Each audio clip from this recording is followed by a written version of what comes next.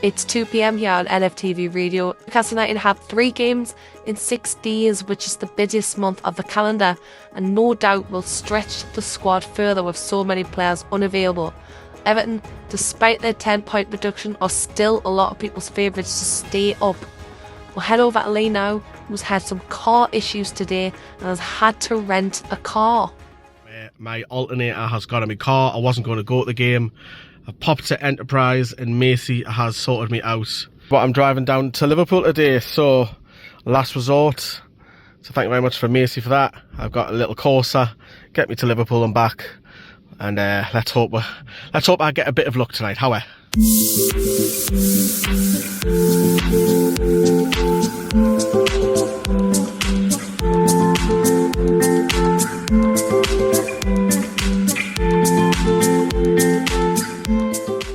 Right, we are eventually parked up after a bit of carry on. My car wouldn't park properly. Christ almighty. So yeah, had a bit of fun because it wouldn't park, because I was parked on a curb over there and it wouldn't let us park. It said I'm not in the right junction or something. Someone's had accessibility on. Hey, with all the new settings and everything, but we are here. We are going to be late by 5 minutes, but hey, this is the things you've got to do. God, I'm stressed, but I'm here, I'm happy. And now I'm going to be late, I'm going to miss the first 5 minutes, but how are the lads?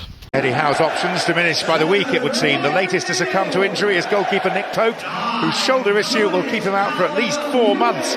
Martin Dubravka steps up. That apart, it's the same set of outfield players for the 4th game in a row. Well, I haven't had about 2 or 3 chances since I've came in. Dubravka's been forced into a save already. Alvin offside, but he's blasted over from 4 yards anyway. It does feel a bit minus 10 tonight, don't you think?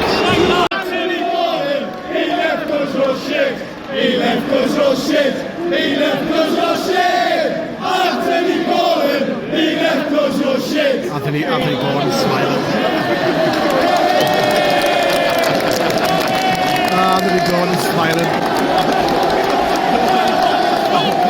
Oh, it's brilliant. That's absolutely brilliant.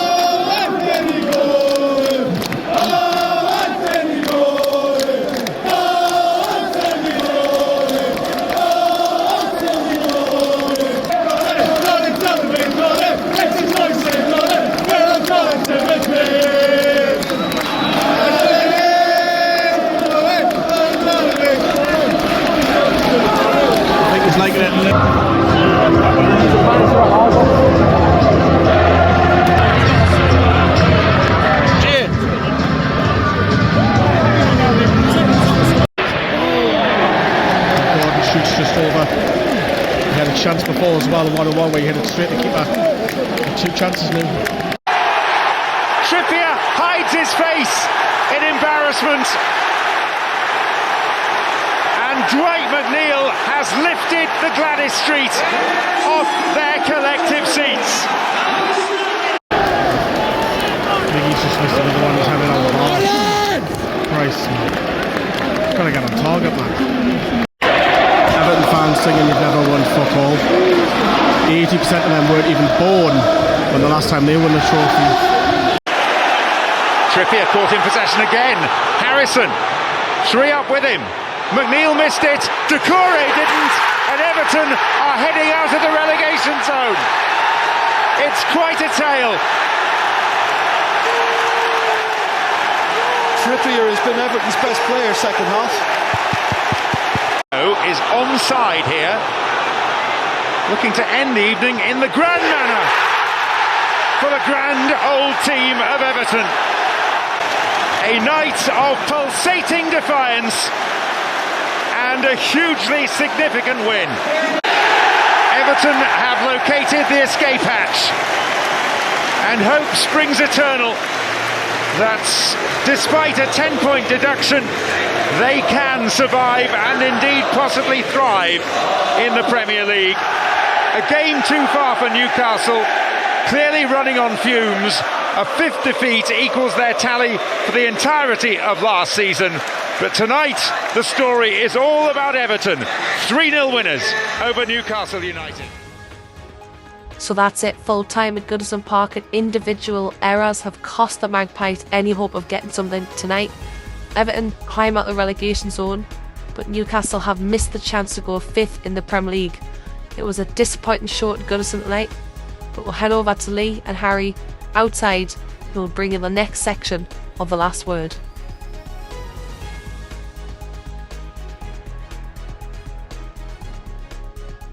Yep, so I'm joined by Harry on a bitterly cold night.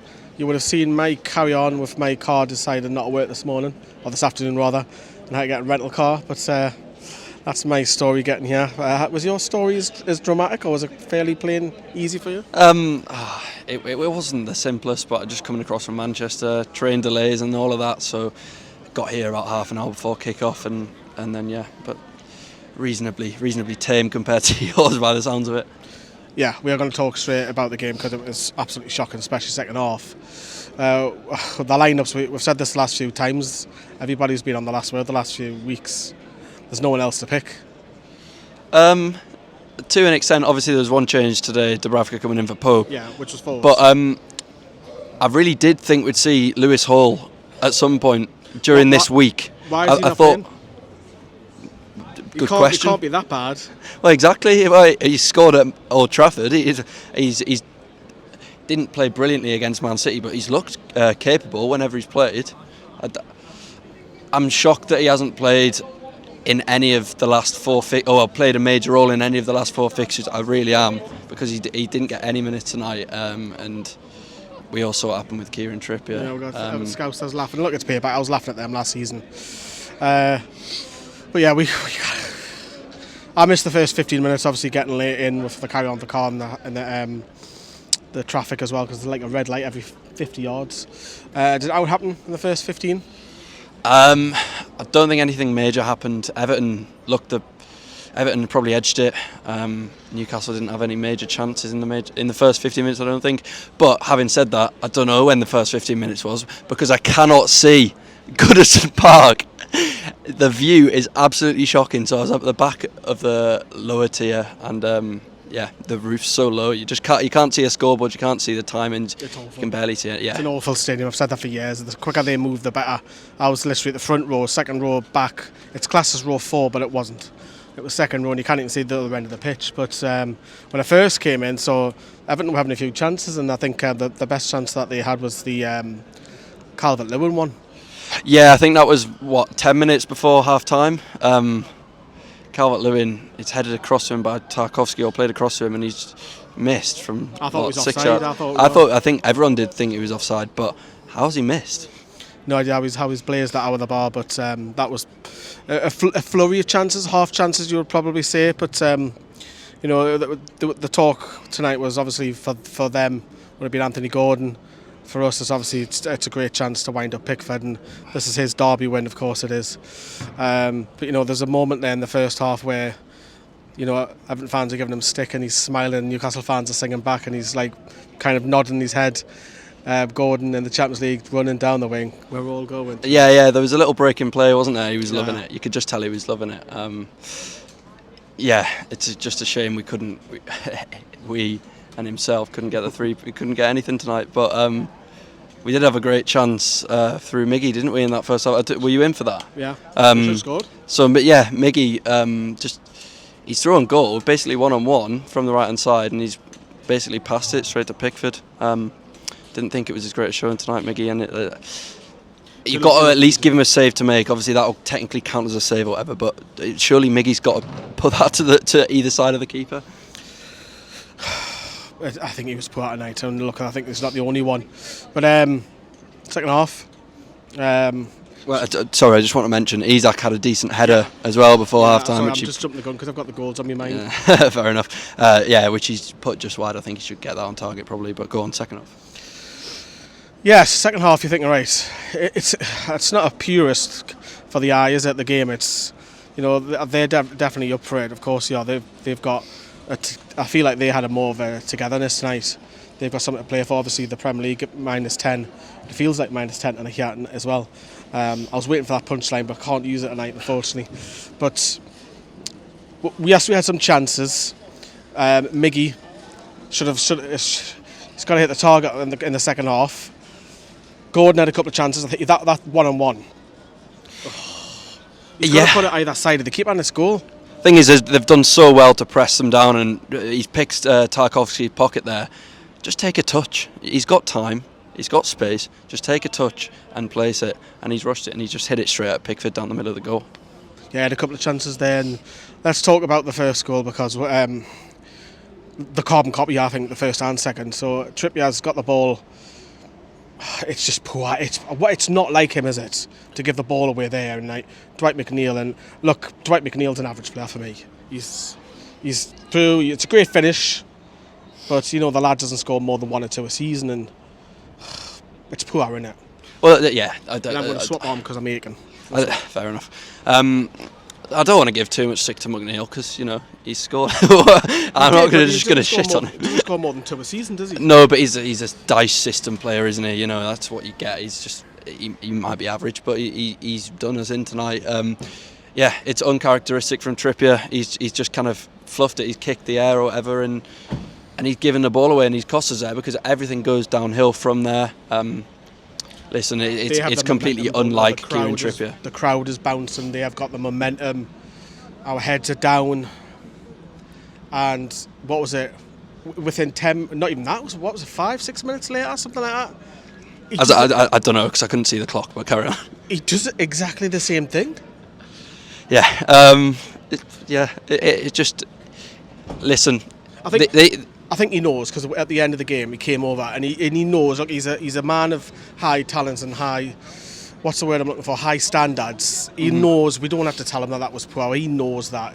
For a lad of his calibre, and he's cost for 2 goals tonight. But yes, you can look at the bigger picture and say that Trippier has won us X, Y, and Z, and look what he's done for the club since his arrival, of course. But it's a carbon copy, Harry. Yeah, but these things are going to happen as well. We haven't mentioned yet, I'm sure we will at some point, but we've played, 4 games in 12, 13 days, or whatever it is. These players have all played 90 minutes pretty much in every single game. Of course, at some point it's going to take a toll. It's like when we were playing, before the international break, it all came to a head at Bournemouth, where we knackered and we got beat comfortably, and the same happened today. Of course, fatigue is eventually going to catch up with us, and hopefully we can start getting bodies back. But I don't want to just make excuses because still got to deal with it, don't we? Poor. It was poor. Then that was it for me. 2-0 was game over. We didn't even look anything like any threat, and I think we're just waiting for the clock to happen. I think a few fans were, and Howe's Beto allowed to run all the way on that right hand side through on to Dubravka and score? You talk about tiredness. Is that what it is? I think so, but at the same time, just take him down. Same for McNeil for the first goal as well. Just take him out. Get a yellow card, but so what? We can't afford to lose the momentum. I know the third goal is not really momentum, but yeah, given too much space, too much time, and he's just ran straight through us. And Dubravka letting in one at his near post as well. Not his finest moment, shall we say. I thought he looked okay today, but wasn't great for him. Yeah, it's not the reason why we lost the game, is it? Dubravka, is it? But 10 minutes of added time, it was very surprising, I thought. But we've had a couple of the Everton stewards laughing at us at the end. I just thought I'd mention that. I think that was bang out of order.